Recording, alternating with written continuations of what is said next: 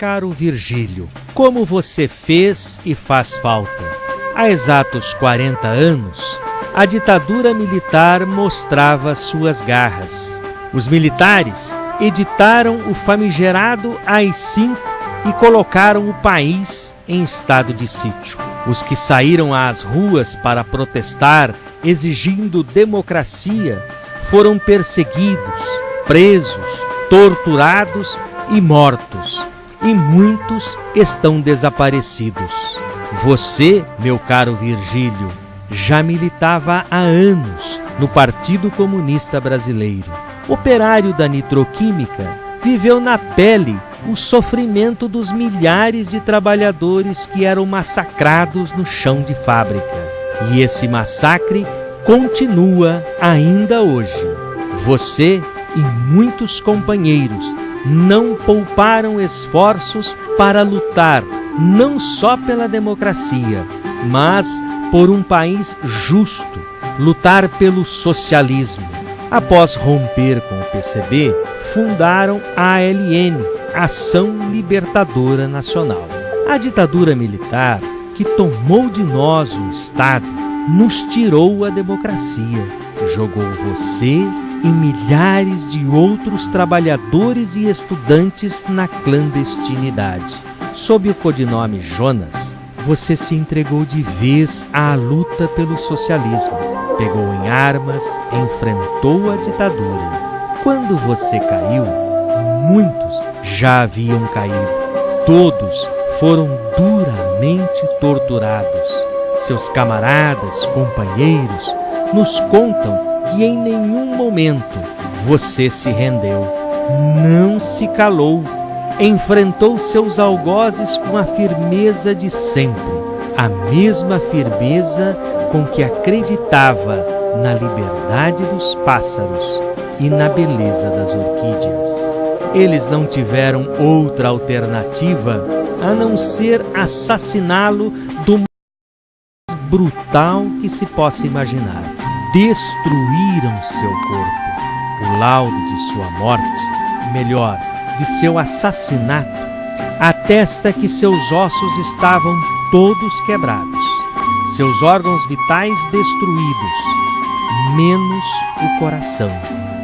Virgílio, te quebraram, te mataram, mas não destruíram seu coração, não apagaram sua esperança, seus sonhos, não conseguiram destruir a beleza das orquídeas, assim como não nos destruíram. E por isso, aqui estamos para exigir do Estado o reconhecimento das atrocidades que fizeram com você. Camarada, companheiro Virgílio Gomes da Silva, ô Jonas, não descansaremos enquanto não nos disserem onde esconderam seu corpo. Hoje, 40 anos depois do seu desaparecimento nos porões da ditadura, queremos render nossa homenagem a todos os que foram, ao longo da história, perseguidos, torturados e assassinados por acreditar noutro mundo possível. Você, camarada, companheiro Virgílio, e todos eles estão sempre presentes e vivos em nossa memória e nos inspiram em nossas lutas cotidianas. Virgílio Gomes da Silva, presente. Virgílio sempre teve para mim uma importância muito grande, também do ponto de vista pessoal. Ele é muito conhecido como militante político, como comandante militar, mas ele teve também para mim uma importância muito grande por conta da dimensão pessoal. Vê que ele era uma pessoa sempre muito alegre, muito comunicativa, gostava de cantar, e uma paixão que ele tinha pela beleza, né? Não sei quantas pessoas conhecem, por exemplo, o fato de que o Virgílio Gomes era um orquidófilo. Ele criava orquídeas, ele fazia cruzamentos, buscava desenvolver novas espécies, novas qualidades de orquídeas, buscando sempre, né, novas cores, novas formas, a construção de uma coisa mais bonita. Essa mesma preocupação com a construção de uma coisa mais bonita ele revelava na política. Certo? Quando ele se jogava para tentar, naquele processo em que nós estávamos, né, tirar o Brasil, não apenas da situação em que nós estávamos sufocados pela ditadura militar, mas também da situação em que estavam os trabalhadores, em que estavam os operários, sufocados, né, pela exploração capitalista. Virgílio Gomes da Silva, o Jonas, foi ativista do Sindicato dos Químicos de São Paulo. Atuou principalmente junto aos trabalhadores da empresa Nitroquímica, em São Miguel Paulista. Ali, participou de campanhas memoráveis. Os operários da empresa, considerada a maior do ramo na época, com 8.000 trabalhadores, deram sucessivos exemplos de coragem e espírito de luta.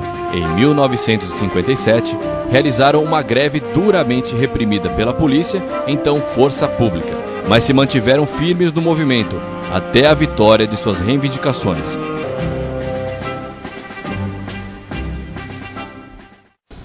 É que eu fui preso no dia 30 de setembro de 69 e de cabeça para baixo, pendurado no pau de arara, eu soube da morte dele.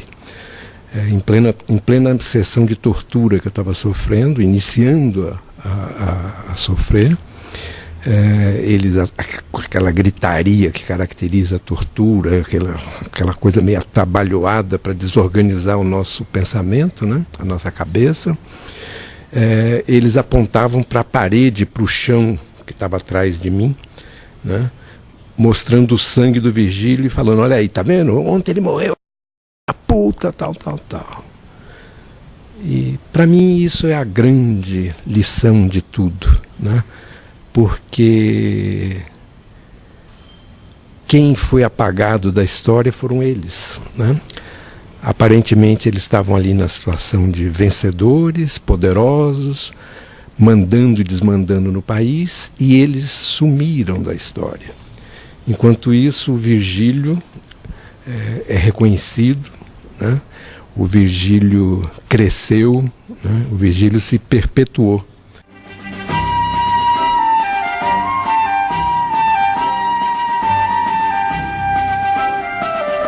Virgílio Gomes da Silva foi preso em São Paulo e morto no DOI-CODE na Operação Bandeirantes nesse mesmo dia. Segundo o relato de seus companheiros, foi barbaramente torturado e seu corpo conduzido secretamente para local desconhecido.